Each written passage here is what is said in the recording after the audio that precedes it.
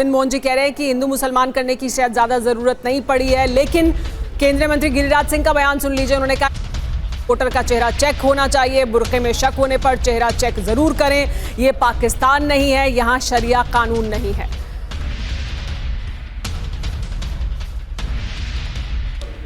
एक आंगनबाड़ी सेविका को भी रख दिया है। अगर जिन्हें महसूस होगा कि कोई बुर्का में आया है और उसका वोट फर्जी हो रहा है, तो उसे देखने का, दिखाने का काम आंगनबाड़ी सेविका करेगी। और ये किसी को धर्म से नहीं लेना चाहिए। ये पाकिस्तान नहीं है जो यहाँ शरिया कानून है। तेजस्वी यादव का राज जीवन में आएगा नहीं जो शरिया कानून लागू हो।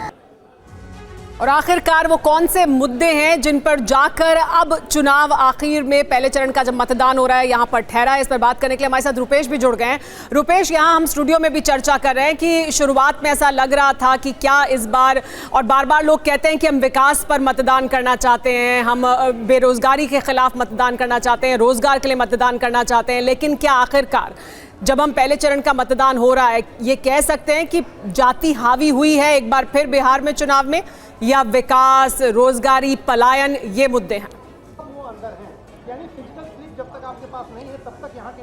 देखिए सुमायरा, बिहार में आदर्श और यथार्थ में बहुत फ़र्क होता है। हर चुनाव में शुरुआत तो होती है कि हम विकास पर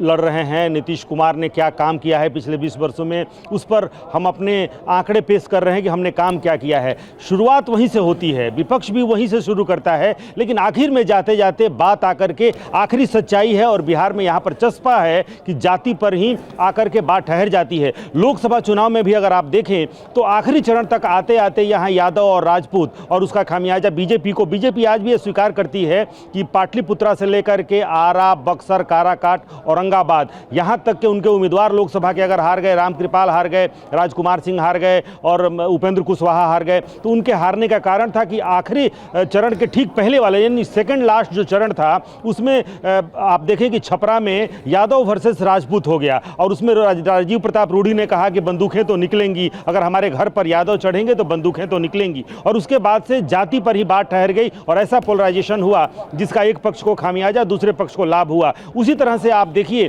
कि चुनाव के बाद तो शुरुआत हुई थी कि विकास से बात शुरू करेंगे, रोजगार और पलायन सबसे बड़ा मुद्दा था, लेकिन आखिर बात में आते आते दुलार चंद यादव एक घटना ने कुछ पोलराइजेशन किया, और उसके बाद से हर जगह, हालांकि ये सवाल जरूर है बिहार में कि उम्मीदवारों का चयन ही जाति के आधार पर होता है, कौन सा इलाका, कौन सा विधानसभा क्षेत्र, बिल्कुल सही बात है, और ये एक बहुत तल्ख सच्चाई है जिसके बारे में आप बयां कर रहे हैं रुपेश, और दशकों से आपने विधानसभा चुनावों को कवर किया है बिहार के अंदर।